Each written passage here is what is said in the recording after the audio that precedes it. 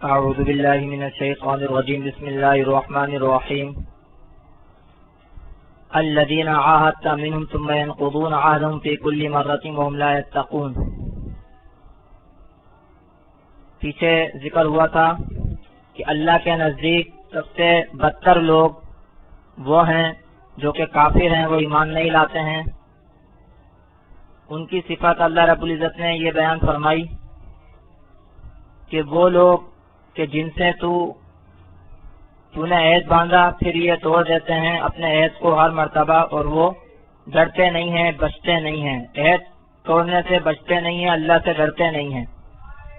یتقون کے معنی ڈرنے کے بھی آتے ہیں، بچنے کے بھی آتے ہیں، کئی مرتبہ واضح کر چکا ہوں۔ تو یہ بہت سے لوگ ہوتے ہیں اس طرح کے، خاص طور سے تفسیر میں لکھا ہے کہ بنو قریظہ کی اس طرح کی عادت تھی۔ بنو قریظہ یہود تھے مدینہ میں، تو حضور صلی اللہ علیہ وسلم سے معاہدہ کرتے تھے، پھر معاہدہ توڑ دیتے تھے، کافروں کے ساتھ سازشیں جو ہے وہ کرتے رہتے تھے۔ تو فرمایا کہ الذین عاہدت منہم، وہ لوگ کہ جن سے تو نے عہد باندھا، ثم ينقضون عہدهم، پھر وہ توڑ دیتے ہیں اپنے عہد کو، فی کل مرۃ، ہر مرتبہ، وهم لا یتقون، اور وہ بچتے نہیں ہیں، ڈرتے نہیں ہیں۔ فإما تثقفنهم في الحرب، اب ان کا حکم بیان فرما رہے ہیں کہ پس اگر تو پائے ان کو فی الحرب، جنگ میں، فشدد بهم من خلفهم، پس بھگا دے ان کے ذریعے ان کو جو ان کے پیچھے ہیں، ان کو بھگا جو ان کے پیچھے ہیں، جو ان کی پشت پناہی کرتے ہیں، یعنی مشرکین مکہ کو، لیکن ان کے ذریعے، یعنی ان کو ایسا سبق سکھا جو ان کے پیچھے ہیں، اور جو ان سے دور ہیں وہ بھی جو ہے عبرت حاصل کریں۔ لعلہم یذکرون، امید ہے کہ وہ نصیحت پکڑیں، عبرت حاصل کریں۔ چنانچہ بنو قریظہ کے ساتھ جب لڑائی کی گئی، ان کا محاصرہ کیا گیا، تو تفصیل کا یہ موقع نہیں ہے، تو ان کو جو ہے ان کے مردوں کو قتل کیا گیا اور عورتوں کو جو ہے وہ باندھی بنایا گیا۔ تو یہ سخت سزا ان کو دی گئی بنو قریظہ کو۔ تو فرمایا فإما تثقفنهم فی الحرب، پس اگر تو پائے ان کو جنگ میں، فشدد بهم من خلفهم، پس بھگا ان کے ذریعے ان کو جو ان کے پیچھے ہیں۔ لعلہم یذکرون، امید ہے کہ وہ نصیحت پکڑیں۔ وإما تخافن من قوم خیانۃ فانبذ الیہم علی سواء، اور اگر تو ڈرے کسی قوم سے خیانت سے، تو پس پھینک ان کی طرف برابر، یعنی اگر تمہیں یہ اندیشہ ہے کسی قوم سے کہ وہ بدعہدی کریں گے، تو اس کا طریقہ یہ ہے کہ آپ ان کا معاہدہ واپس کر دیں، عہد جو ہے وہ توڑیں نہیں، بلکہ ان کو اطلاع کریں کہ بھئی ہمارا تمہارا معاہدہ ختم۔ تو عہد ختم کرنے کا یہ طریقہ ہے، اعلانیہ طور پر، واضح طور پر، یہ نہیں کہ ان کو تو بتایا نہیں اور ان کے خلاف جو ہے وہ سازشیں کرنے لگے یا ان کے خلاف جو ہے وہ اقدام کرنے لگے، یہ تو عہد شکنی میں آتا ہے۔ تو عہد کو ختم کیا جا سکتا ہے، عہد کو توڑا نہیں جا سکتا، اور ختم کرنے کا یہی طریقہ ہے برابر سرابر کہ ان کو بالکل واضح طور پر بتا دیا جائے، اعلان کر دیا جائے، واضح طور پر ان کو بتا دیا جائے کہ بھئی ہمارا تمہارا معاہدہ ختم۔ تو فرمایا کہ وَإِمَّا تَخَافَنَّ مِن قَوْمٍ خِيَانَةً فَانبِذْ إِلَيْهِمْ عَلَىٰ سَوَاءٍ، اور اگر تو ڈرے کسی قوم کی جانب سے خیانت سے، تو پس پھینک ان کی طرف برابر سرابر، برابر یعنی تم دونوں اس میں پھر برابر ہو، دونوں فریق کو معلوم ہو گیا ہاں جی معاہدہ ختم ہو گیا، یہ نہیں کہ ایک فریق تو یہ سوچ رہا ہے کہ معاہدہ ختم ہو گیا، دوسرے کو بتایا نہیں۔ تو برابر کا مطلب یہی ہے کہ دونوں فریقوں کو معلوم ہونا چاہیے کہ معاہدہ ختم ہو گیا۔ ان اللہ لا يحب الخائنین، تحقیق اللہ تعالیٰ خیانت کرنے والوں کو پسند نہیں کرتا۔ اگر کسی قوم کا کسی قوم کے ساتھ معاہدہ ہے تو جو قوم عہد شکنی کرے گی اللہ تعالیٰ اس کو پسند نہیں کرتا، اس لیے تمہاری طرف سے بھی عہد شکنی نہیں ہونی چاہیے۔ اگر ڈر ہے تو اس عہد کو مکمل طور پر واضح طور پر ختم کرو، طریقے سے جیسے یہاں بیان فرمایا۔ آگے اللہ تعالیٰ کافروں کو خطاب کرتے ہیں، فرمایا کہ وَلَا يَحْسَبَنَّ الَّذِينَ كَفَرُوا سَبَقُوا إِنَّهُمْ لَا يُعْجِزُونَ، اور نہ گمان کریں ہرگز وہ لوگ جو کافر ہوئے کہ وہ آگے نکل گئے ہیں، إِنَّهُمْ لَا يُعْجِزُونَ، تحقیق وہ عاجز کرنے والے نہیں ہیں، تھکانے والے نہیں ہیں اللہ کو۔ جو کافر لوگ ہیں وہ یہ نہ سمجھیں کہ ہم آگے بڑھ گئے ہیں، ہمیں کوئی پکڑ نہیں سکتا، ہمیں کوئی ہرا نہیں سکتا۔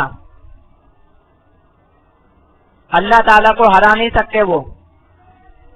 تو فرمایا وَلَا يَحْسَبَنَّ الَّذِينَ كَفَرُوا سَبَقُوا، اور ہرگز نہ سمجھیں وہ لوگ جو کافر ہوئے کہ وہ آگے نکل گئے، إِنَّهُمْ لَا يُعْجِزُونَ، تحقیق وہ عاجز کرنے والے نہیں ہیں، تھکانے والے نہیں ہیں اللہ کو۔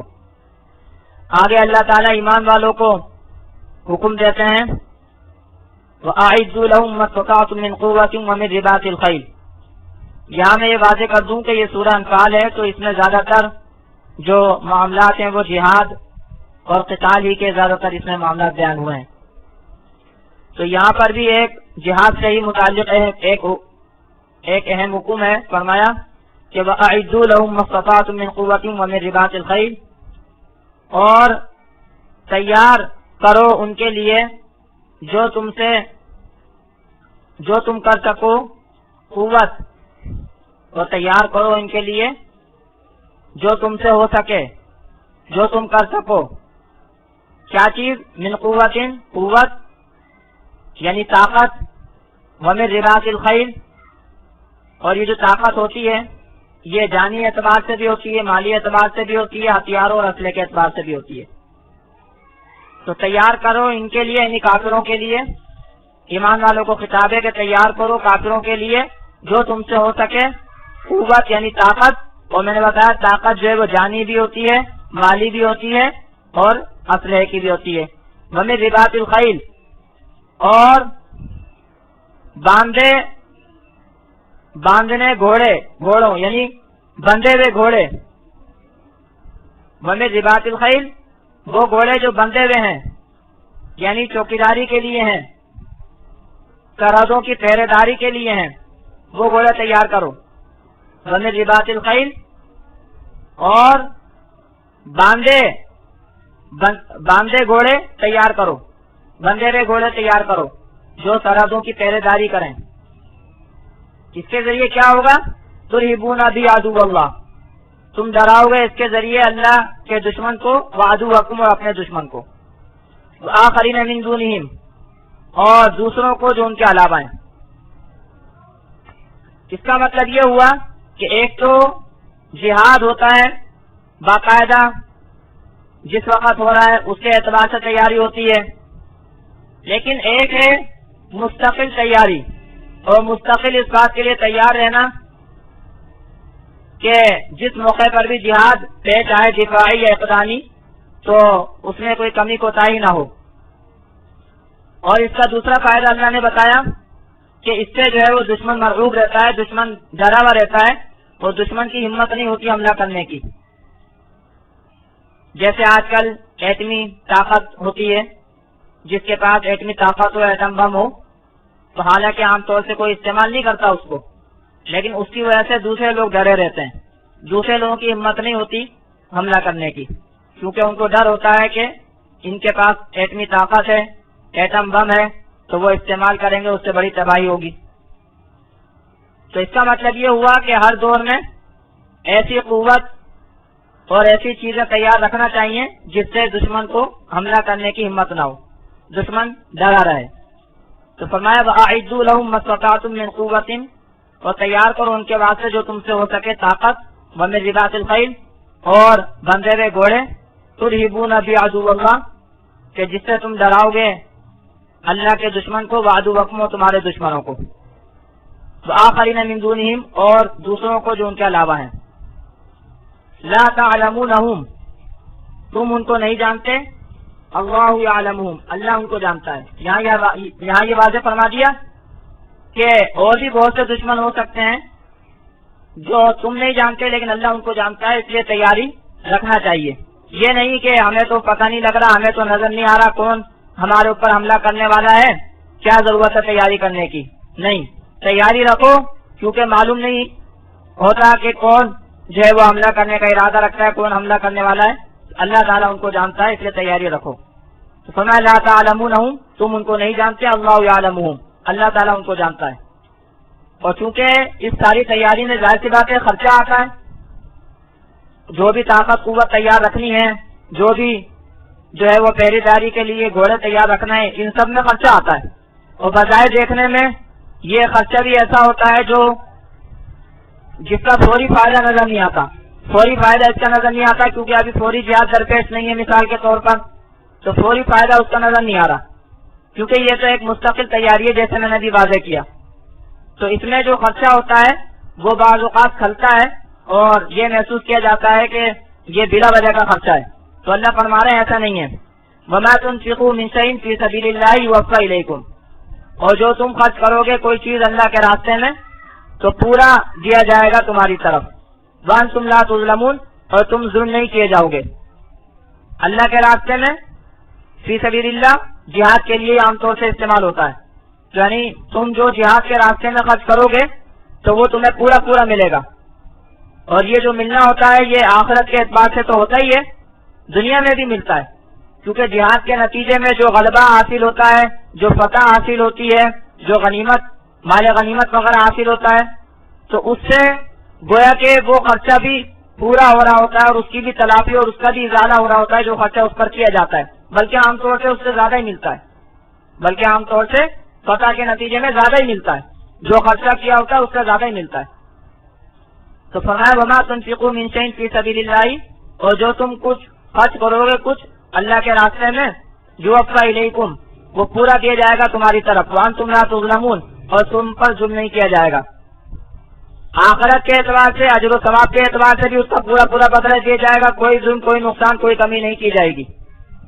آگے فرماتے ہیں وَإِن جَنَحُوا لِلسَّلْمِ فَاجْنَحْ لَهَا وَتَوَكَّلْ، یہ صلح کے معاملات کو بیان فرما رہے ہیں کہ وَإِن جَنَحُوا لِلسَّلْمِ، اور اگر وہ جھکیں صلح کے واسطے، فَاجْنَحْ لَهَا، تو پس جھک تو بھی اس کے لیے۔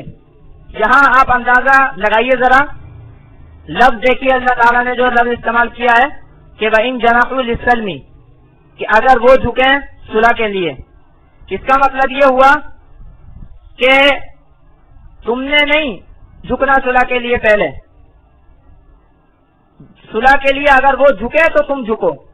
اور دوسری بات جھکنے کا لفظ استعمال کیا جس کا مطلب یہ ہوا کہ صلح جب وہ کر رہے ہیں تو ان میں برتری نہیں ہونی چاہیے، ان میں برتری اور بڑائی نہیں ہونی چاہیے، بلکہ وہ اس صلح کے لیے درخواست کرنے والے ہوں اور جھکنے والے ہوں۔ گویا یہاں پر مسلمانوں کو برتر اللہ تعالیٰ نے ظاہر کیا اور بتایا، لیکن یہ جب ہی ہو سکتا ہے کہ جب مسلمان واقعتاً مسلمان ہو اور اللہ رب العزت کے وہ احکامات بھی خاص طور سے پورے کرنے والے ہوں جو جہاد سے متعلق ہیں، تو ان کی پوزیشن اور حالت ایسی ہوتی ہے کہ دوسرے لوگ ان سے صلح کی درخواست کریں، ورنہ معاملہ اس کے برعکس ہوتا ہے۔ تو فرمایا وَإِن جَنَحُوا لِلسَّلْمِ، اور اگر وہ جھکیں صلح کے لیے، سلامتی کے لیے، یعنی صلح کے لیے، فَاجْنَحْ لَهَا، تو اگر وہ جھکے تو پھر تم بھی اکڑو نہیں، تم بھی صلح کے لیے جھکو، بس تو بھی جھک اس کے لیے، یعنی صلح کے لیے، سلامتی کے لیے۔ وَتَوَكَّلْ عَلَى اللَّهِ، اور بھروسہ کر اللہ پر۔ یہ اس لیے فرمایا کہ بعض اوقات ایسا ڈر ہوتا ہے، ایسا امکان ہوتا ہے کہ اگر ہم صلح کر لیں گے ان سے تو معلوم نہیں یہ دغا دیں گے، یہ ہمارے اوپر اچانک حملہ کریں گے۔ تو یہاں بتا دیا کہ اگر کوئی صلح کے لیے درخواست کر رہا ہے، صلح کے لیے جھک رہا ہے، تو تم بھی اس سے صلح کر لو اور آگے کا معاملہ اللہ پہ چھوڑو، اللہ تعالیٰ نمٹیں گے۔ وتوکل علی اللہ، اور بھروسہ کر اللہ پر۔ انہ هو السمیع العلیم، تحقیق وہ سننے والا جاننے والا ہے۔ اللہ تعالیٰ سنتا ہے کہ کون کیا کہہ رہا ہے، کون صلح کی درخواست کر رہا ہے، کون سازشیں کر رہا ہے، اللہ تعالیٰ سب جانتا ہے۔ انہ هو السمیع العلیم، تحقیق وہی سننے والا جاننے والا ہے۔ وَإِن يُرِيدُوا أَن يَخْدَعُوكَ فَإِنَّ حَسْبَكَ اللَّهُ، اور اگر وہ چاہیں گے کہ دھوکہ دیں تجھ کو، اور اگر وہ چاہیں کہ فریب دیں تجھ کو، فَإِنَّ حَسْبَكَ اللَّهُ، بس کافی ہے تجھ کو اللہ۔ یہاں یہ اور واضح کر دیا کہ اگر وہ تجھ کو دھوکہ دینا چاہیں گے تو تو یہ سمجھ لے اللہ تعالیٰ کفایت کرے گا، اللہ کافی ہے. اس لیے بے فکر ہو، پریشان نہ ہو، ڈرو نہیں. صلح اگر کریں وہ لوگ تو تم بھی صلح کرو. تو وہیں یریدو ان یخدعوک، اور اگر وہ ارادہ کریں کہ فریب دیں تجھ کو، فإن حسبک اللہ، پس تحقیق اللہ تعالیٰ کافی ہے تم کو. مسلمان جب جہاد کے لیے جاتے تھے تو یہ آپشن رکھتے تھے کہ یا تو مسلمان ہو جاؤ یا ہمیں جزیہ دو، یعنی اسلامی نظام حکومت اپنے اوپر جو ہے وہ قائم کرو، اسلامی نظام کو قبول کرو.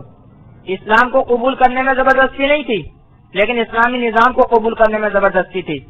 یا تو خوشی سے کرو یا جہاد کے ذریعے زبردستی، لیکن اسلام قبول کرنے میں کوئی زبردستی نہیں تھی.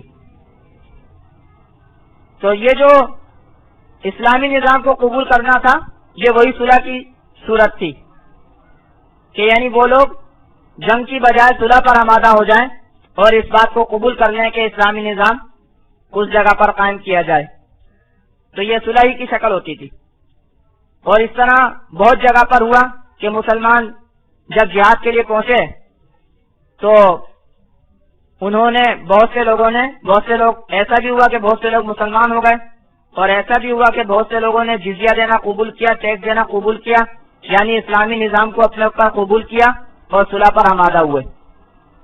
کچھ جگہوں پر البتہ جہاد کی نوبت بھی آئی، قتال کی نوبت بھی آئی.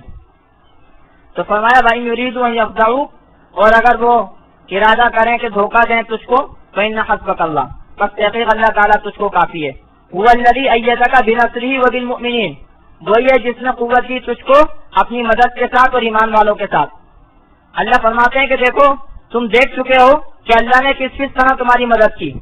اللہ نے تیری مدد کی اپنی مدد کے ساتھ، مختلف اسباب کے ساتھ، فرشتوں کے ساتھ اور ایمان والوں کے ساتھ.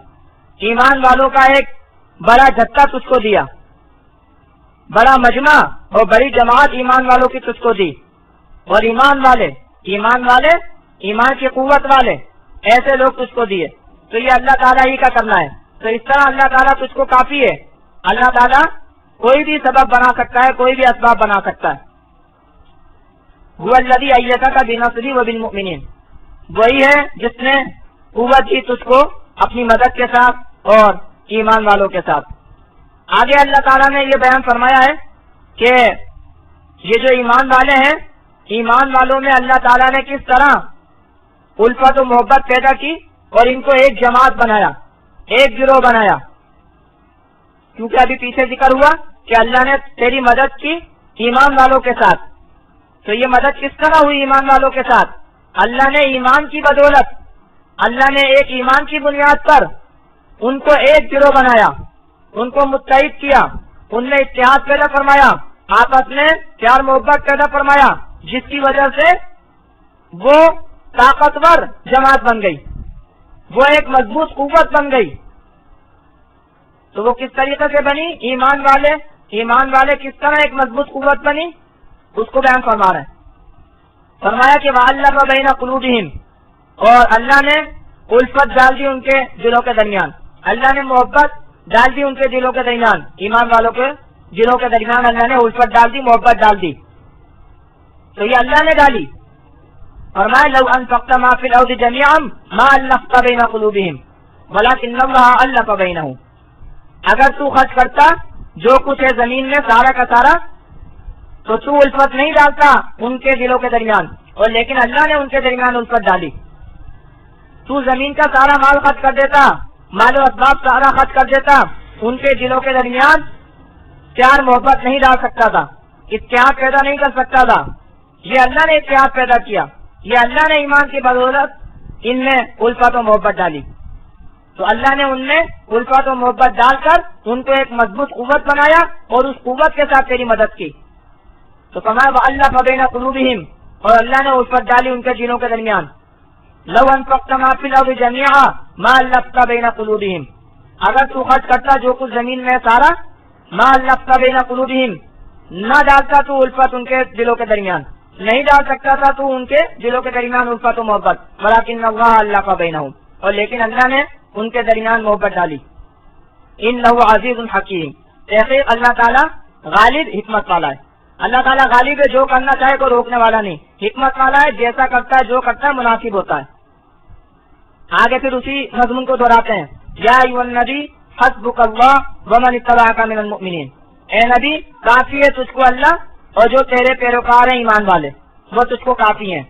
اللہ تعالیٰ کافی ہیں، اللہ تعالیٰ کی مدد تیرے کو کافی ہے، چاہے فرشتوں کے ذریعے ہو، چاہے ہوا کے ذریعے ہو، چاہے کسی کے ذریعے ہو. اور اسی طرح ایمان والے، اللہ نے تجھ کو ایمان والے دیے جو تیرے پیروکار ہیں. جہاں ایمان والے وہ جو پیروکار ہیں وہ تجھ کو کافی ہیں، وہ تیری مدد کے لیے کافی ہیں، وہ اللہ نے تجھ کو دیے. اور کس طرح دیے کہ ان کے درمیان الفت و محبت ڈال دی، ان کو مضبوط قوت بنا دیا. ورنہ یا ایھا النبی حسبک اللہ، اے نبی کافی ہے تجھ کو اللہ، ومن اتبعک من المؤمنین، اور جنہوں نے تیری پیروی کی ایمان والوں میں سے تو وہ تجھ کو کافی ہیں. آگے بھی جو ہے وہ جہاد سے متعلق بیان ہے، اس کو انشاءاللہ تعالیٰ اگلے سبق میں کریں گے.